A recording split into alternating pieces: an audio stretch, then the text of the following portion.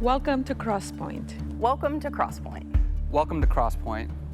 We are an inclusive faith community seeking to live out the loving, just, and generous way of Jesus. We are participants in a long tradition that's less concerned with doctrines and dogma that demand total agreement, but a life to be lived, enjoyed, and given away to others. What unites us is a growing awareness that life is precious. That we are made by love in order to love. This community is comprised of and affirms the entire human family. Regardless of race, age, creed, physical abilities, marital or economic status, gender identity, or sexual orientation. So, if you're curious and have come to see, if you are tired and have come to rest, if you are grateful and have come to share, if you are wounded and have come to heal, if you're joyful and have come to celebrate, if you are uprooted and have come to belong, welcome home. Welcome home. Welcome home. Welcome home.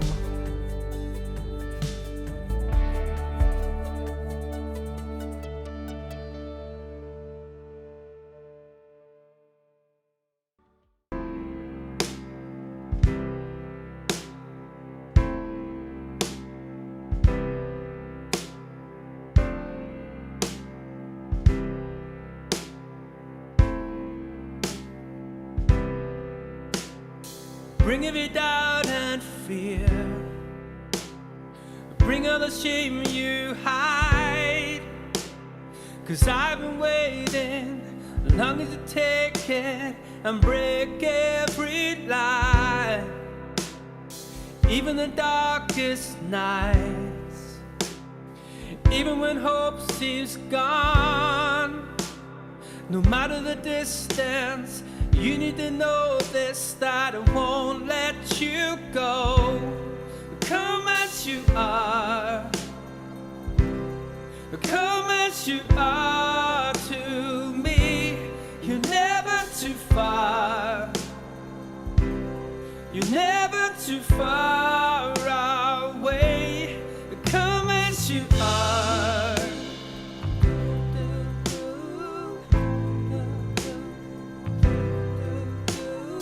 You can find rest in me. You can find hope and peace. It's something to cling to. Daily it meets you and it starts here today. Come as you are. Come as you are to me. You're never too far. You're never too far.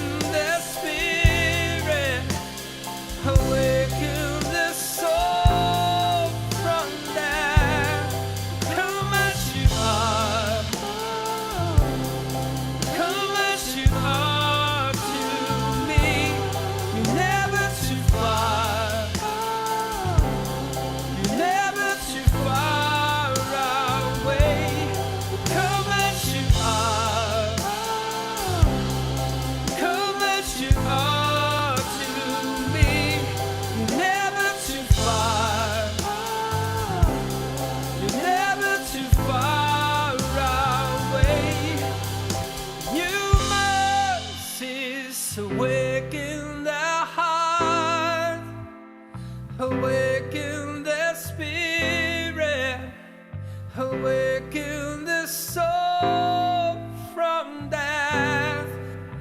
New mercies awaken their heart, awaken their spirit, awaken the soul from death. Come as you are.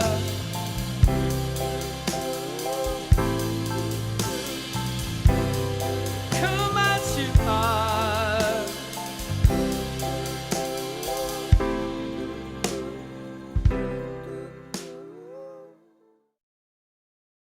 How great this love. Oh, it's moving all my mountains. This perfect love is casting out my fear. How great this love. Oh, it welcomes me like family. And everywhere I go, it meets me there. He is good, and He is God. What I earn is not what I got. He is just, yet oh so kind. What I deserve is not what I find. What more could I say about Him? My God is love. How great this love. Oh, it's faithful through my failures. This trusted love is with me to the end. How great this love. Oh, it's closer than a brother. This is love. He died so I could live. He is good, and He is God. What I earn is not what I got. He is just, yet oh so kind. What I deserve is not what I find. What more could I say about Him? My God is love.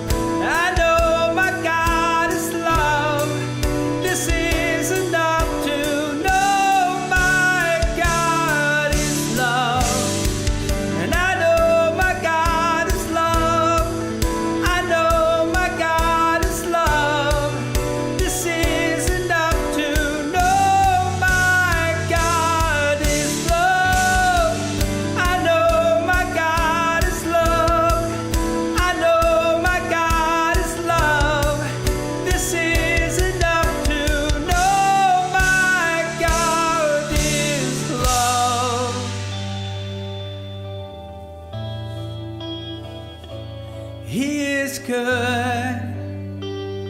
and He is God.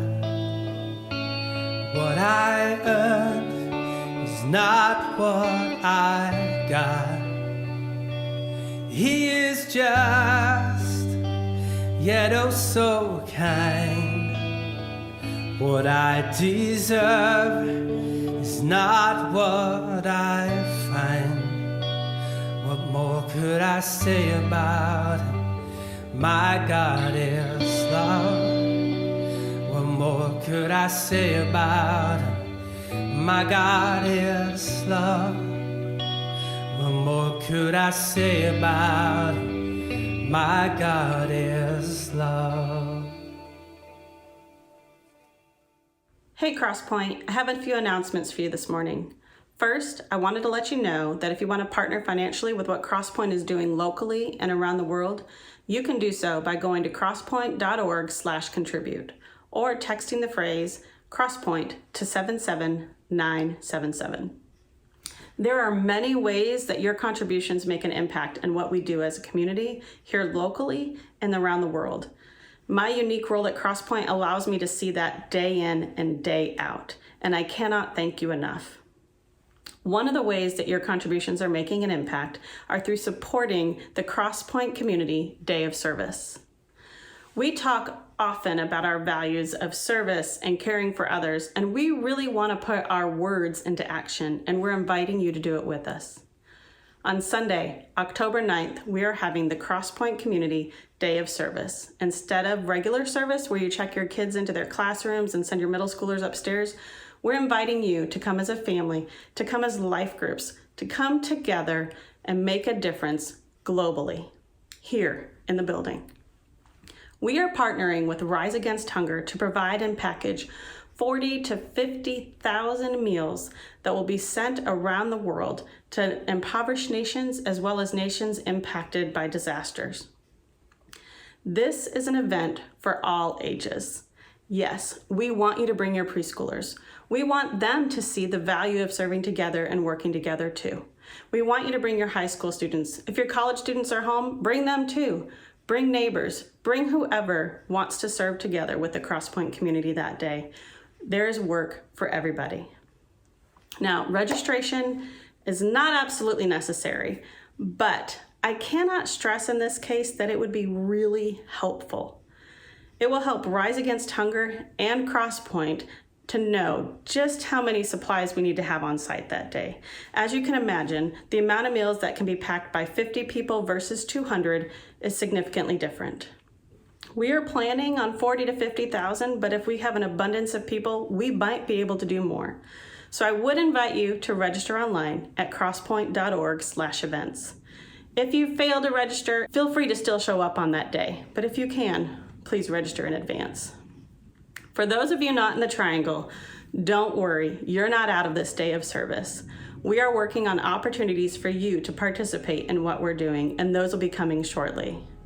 Crosspoint, thank you for all that you do in this community. It is such a joy serving with you and representing you locally and around the world.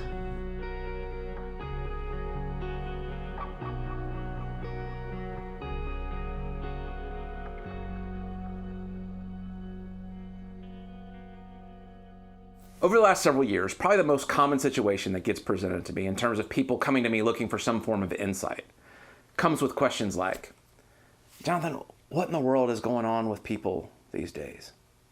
I mean, how in the world can they actually think this way or say or do these types of things? Or they say, like, John, I just don't understand what's going on with my loved ones. And it might be a parent, a spouse, a kid, an in-law, sibling, and they're just like, I just don't understand how they see the world the way that they do. Or what's going on with my friends? Like, because we used to be so tight, but now I see the kind of things they post online. I listen to some of the stuff they say, and I just simply can't comprehend how they view the world the way that they do. And at times now, it's just become hard to even be in the same room with them. And so, what on earth do I do? By far, this is the number one situation that gets presented to me in recent years. And it's not really surprising because it's probably the number one thing I've wrestled through myself over the past several years, and I'm guessing the same is true for many of you. And so what I want to do today is I want to offer you one insight that's been really helpful to me in this regard. Now, it doesn't solve everything, but I think it gives us some traction on how to move forward in some more healthy ways. And what sparked it for me was something specific that Jesus says. And in typical Jesus fashion, it's both simple and profound. It's a sentence that it's easy to skim right past without thinking much about it. And it's a sentence that we could all probably sit around and discuss for hours with all the nuances and thoughts because we would each bring our different experiences and context to the discussion. Yet before we get there, as we often try to do around here as much as possible, I want to first look at the context that we find Jesus saying this in and who he's saying it to, because I really do think that matters. Now, when it comes to Jesus' students, his disciples, many of us carry assumptions about what these students were like. But I want to take a moment and I want to look a little bit closer at some of these first followers of Jesus. All right, in one story, we find Jesus challenging the religious leaders of his day with how they simply go through all these ceremonial rituals, this pomp and circumstance, in an effort to be seen as impressive. But he was challenging them because their hearts were actually still callous toward actual people and their actual needs. And so after Jesus calls them out on this, we read this in Mark chapter 15. It says, "Then the disciples came to Jesus and asked, 'Hey, Jesus, do you know that the Pharisees, that the religious leaders, they were offended when they heard this, when you called them out?'" Like, of course they were. Jesus replied, "Every plant that my heavenly Father has not planted will be pulled up by the roots. Leave them. They are blind guides. If a blind man leads a blind man, both will fall into a pit." Peter, one of the disciples, said, "Explain the parable to us." Basically, he's like, "Jesus, we don't have a clue what you're talking about here." And then we see Jesus ask this question: "Are you still so dull?"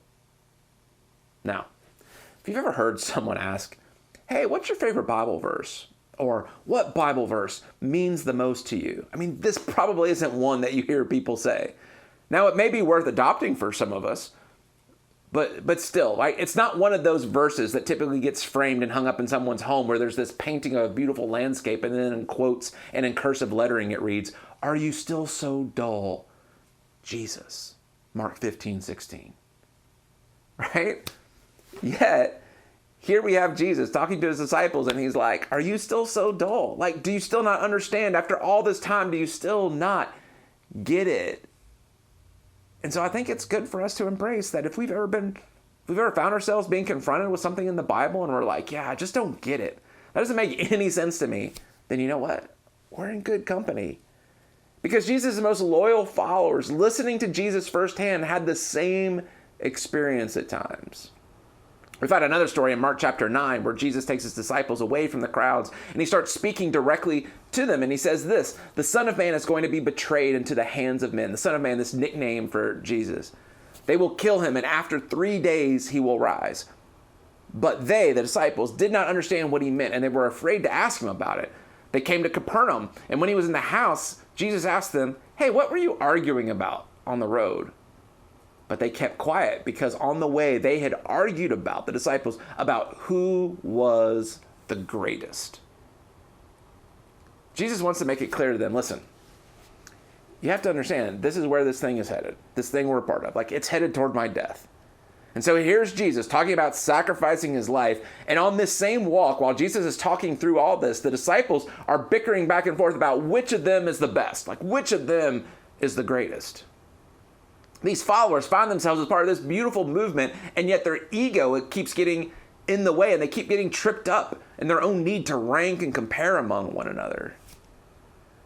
And things like this just seem to be a theme with Jesus' disciples. We find this other story in Luke's account of Jesus' life, where he records this conversation, where John says, "Master, we saw a man driving out demons in your name, and we tried to stop him because he's not one of us." Do not stop him. Jesus said, "For whoever is not against you is for you." Now, we talked about this a couple weeks ago, where the disciples have bought into this us versus them mentality, right? They've started to believe, oh, there's these other people who are healing people in the reputation of Jesus, but they're not on our team. Like, they need to be stopped. They don't have the right jersey on. They don't belong to the right team. They're really not one of us. And the disciples have essentially put limits on how God's Spirit is allowed to work and who God's Spirit can actually work through and who God's Spirit can't. And Jesus is like, listen, you have missed the point. If they're not against us, they're for us. They're with us. And yet, look at what happens next in the story. Verse 52, it says, "And Jesus sent messengers on ahead who went into a Samaritan village to get things ready for him. But the people there did not welcome him because he was heading for Jerusalem.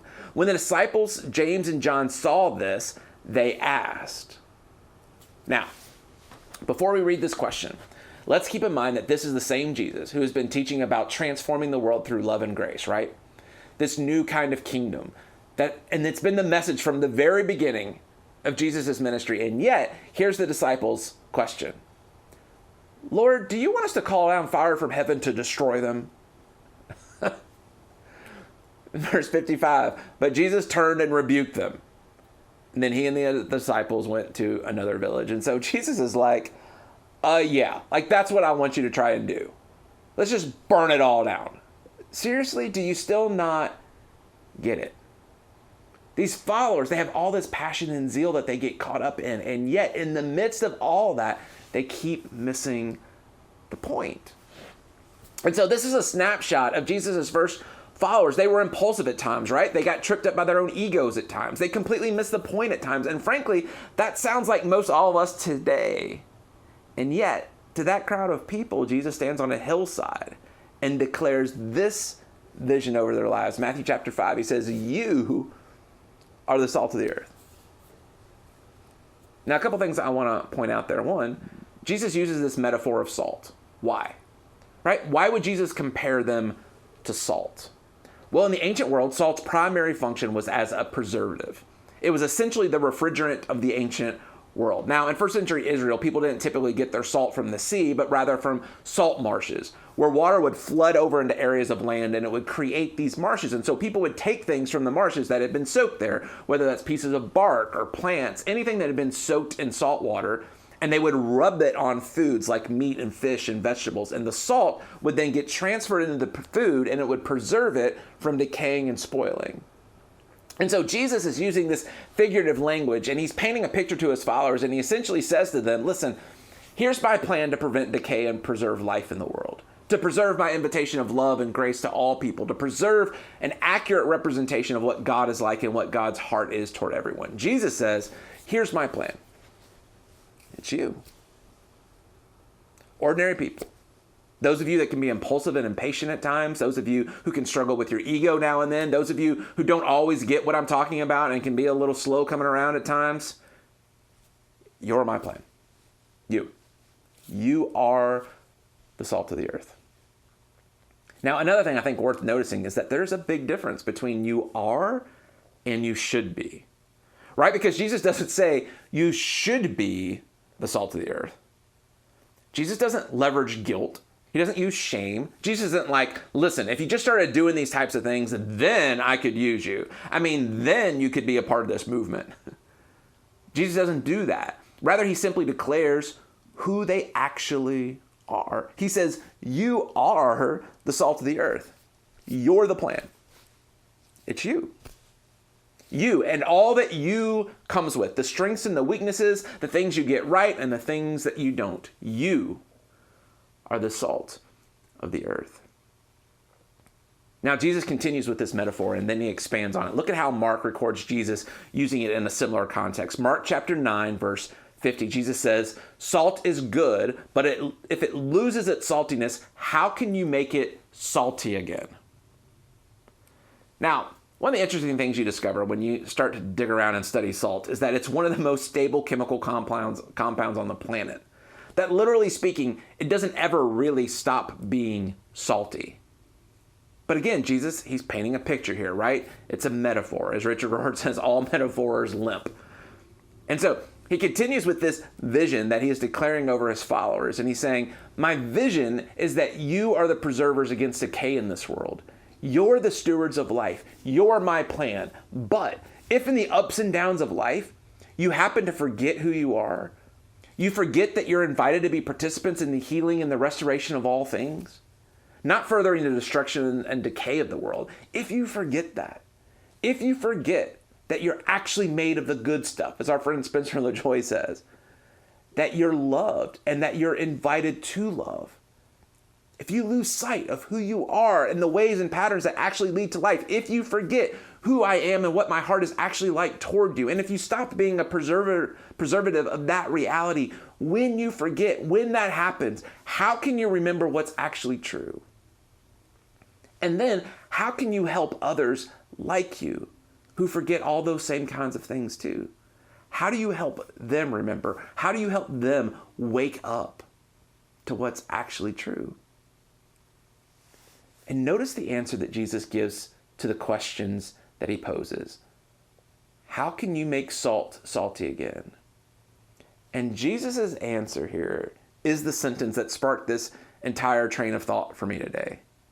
This very simple yet profound statement that Jesus makes. He simply responds with this: have salt in yourselves and be at peace with each other.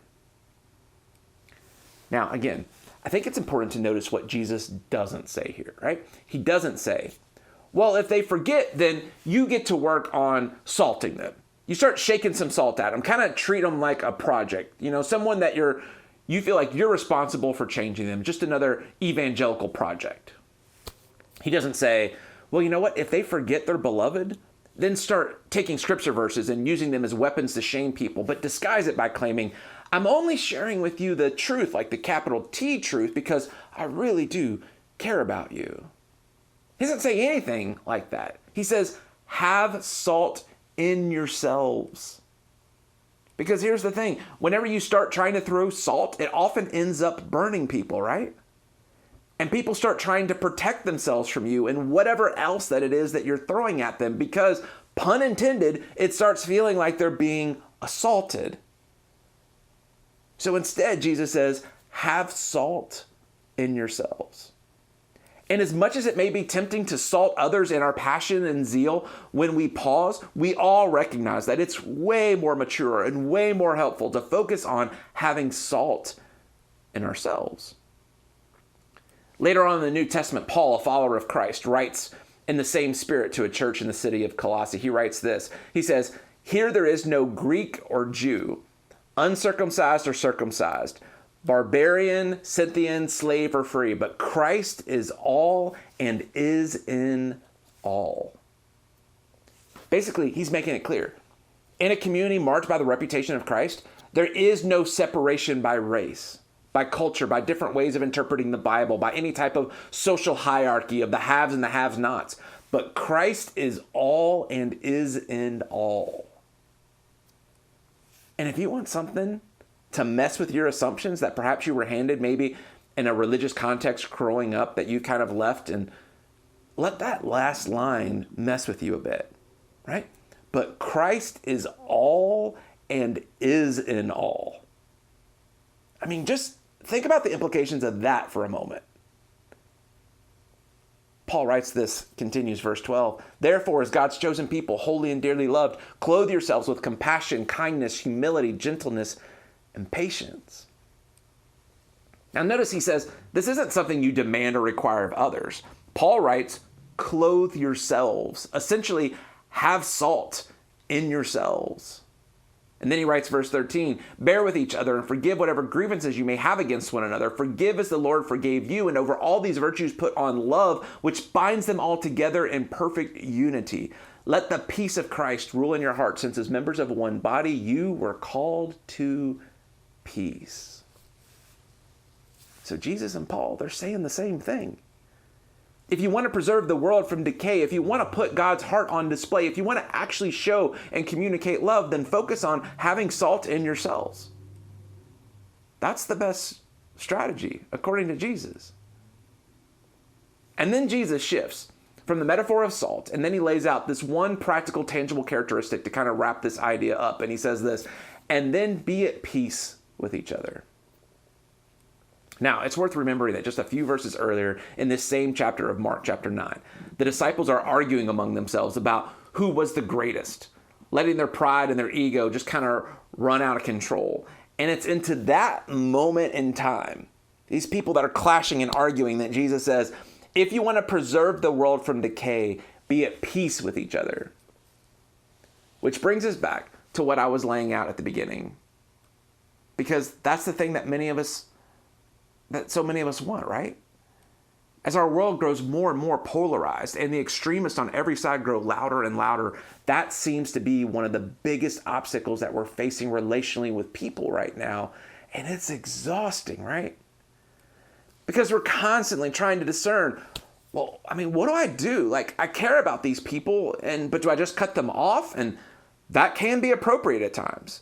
But then we're wrestling with, well, when is it healthy to learn to love someone who disagrees with me a lot on a lot of different things and make space for them in my life? But what happens when they just drive me completely bonkers and send me spiraling? And I need to look out for my own heart and my own health. What does that look like? And then it's like, well, what if I feel compelled to confront ignorant things that they say and that they post online? And then we're like, yeah, I need to confront that. But then we're like, well, if I did that, I literally would be doing that with every single thing they say or post these days.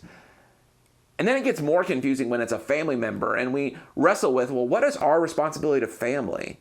While also staying true to our own convictions and not just being someone who stays silent on things that are really important. And it gets so confusing. And here Jesus says, have salt in yourselves and be at peace with everyone.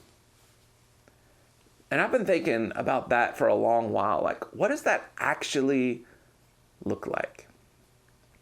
And I don't have an answer for you today, frankly, because I don't think there's any one answer. We all have different context, right? And what it looks like to love others while also loving ourselves can look very different for each of us. However, there was something that I heard author Rob Bell say that keeps echoing back to me when I wrestle with this. And it really continues to be helpful to me in terms of gaining traction in my discernment process and trying to love others and trying to love myself.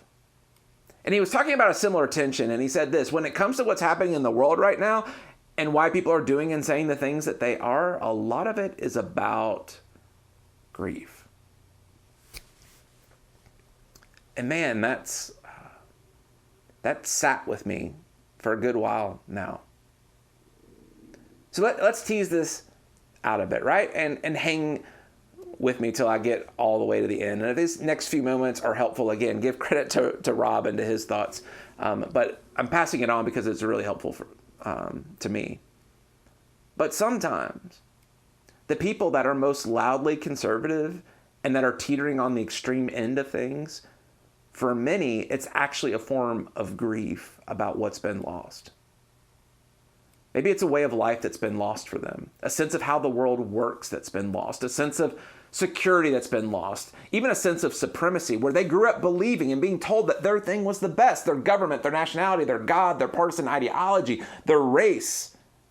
And maybe for a lot of them, that's now lost. Maybe it was literally a job that was lost. Something was lost, whatever it was. There used to be a way that the world worked, and now it's changed, and they have no idea how to navigate this new future. And they just don't understand. And the thing is, there's some real grief about that. I see that grief whenever I try to help some of my elderly loved ones with something as simple as like technology, even when it's just like a new remote for the television or how a computer connects to a printer.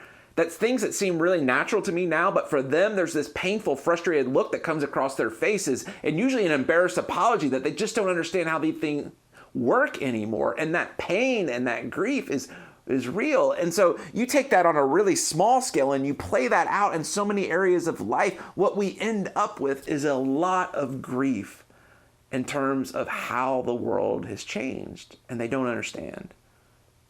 And so when we find ourselves asking, why in the world would anyone say that or think that or do that? And we try to analyze it and figure it all out, and it's just beyond our comprehension, like it makes no sense to us. Lots of time, what's behind that is grief.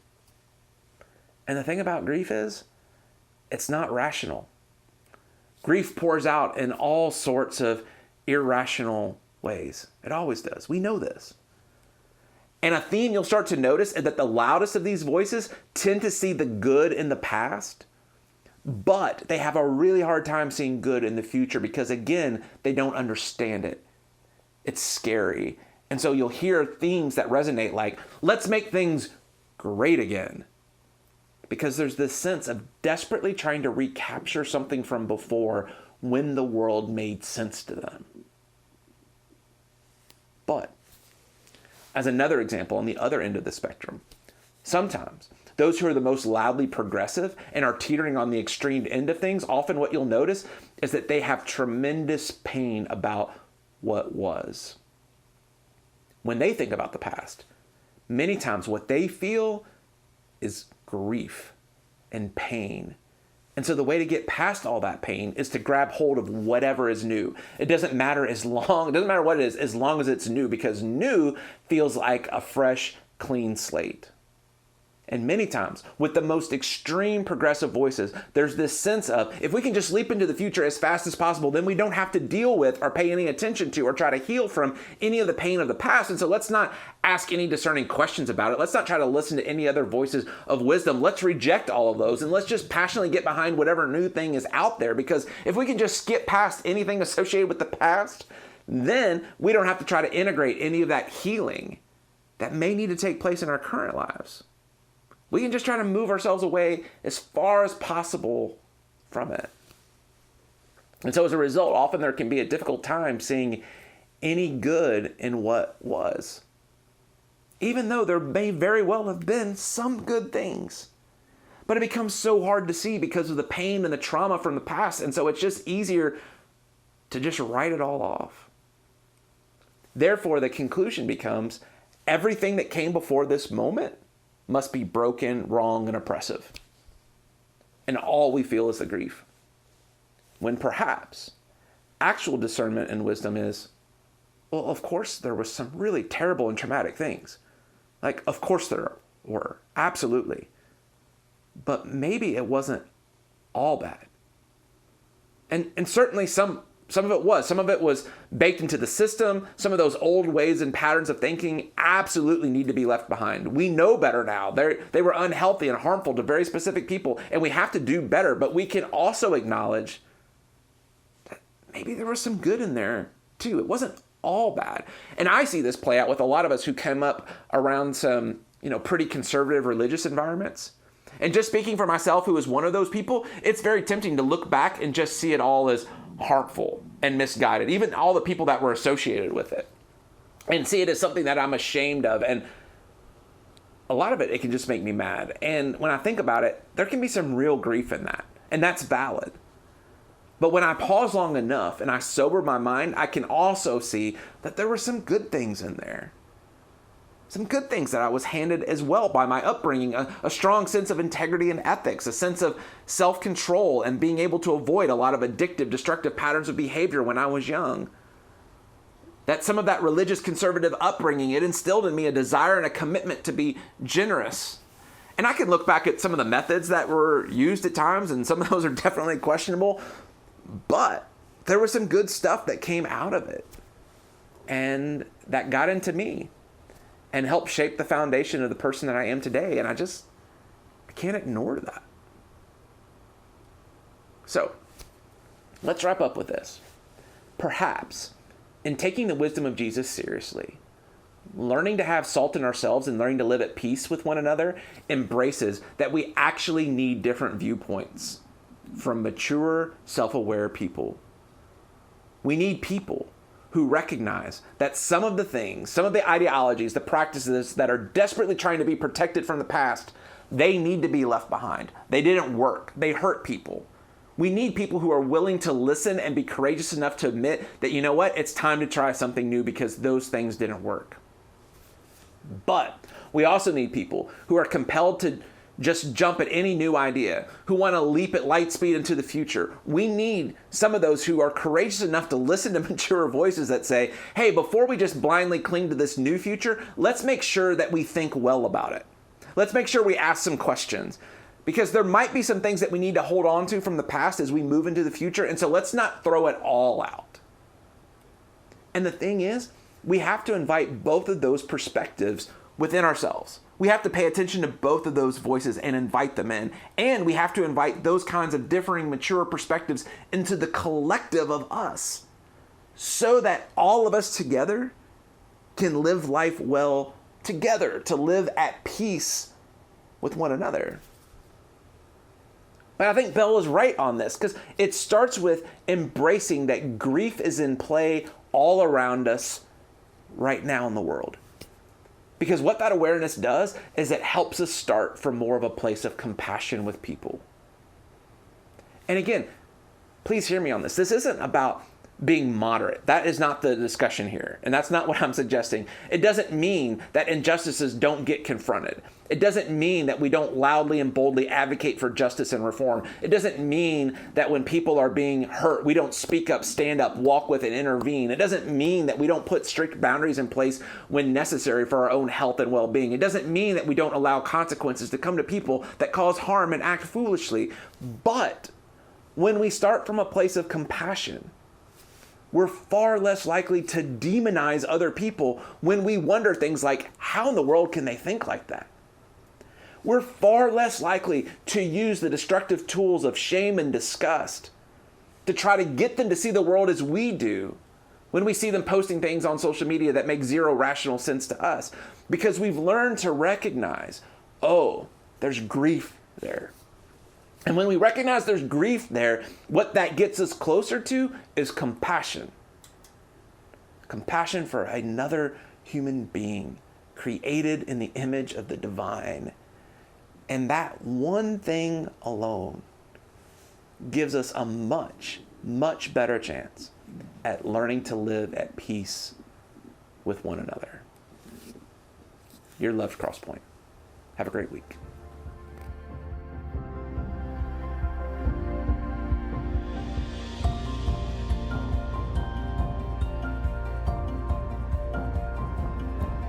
If you would like to know more or get connected to Crosspoint, go to crosspoint.org. If you're in need of care or assistance, go to crosspoint.org/care. And welcome home.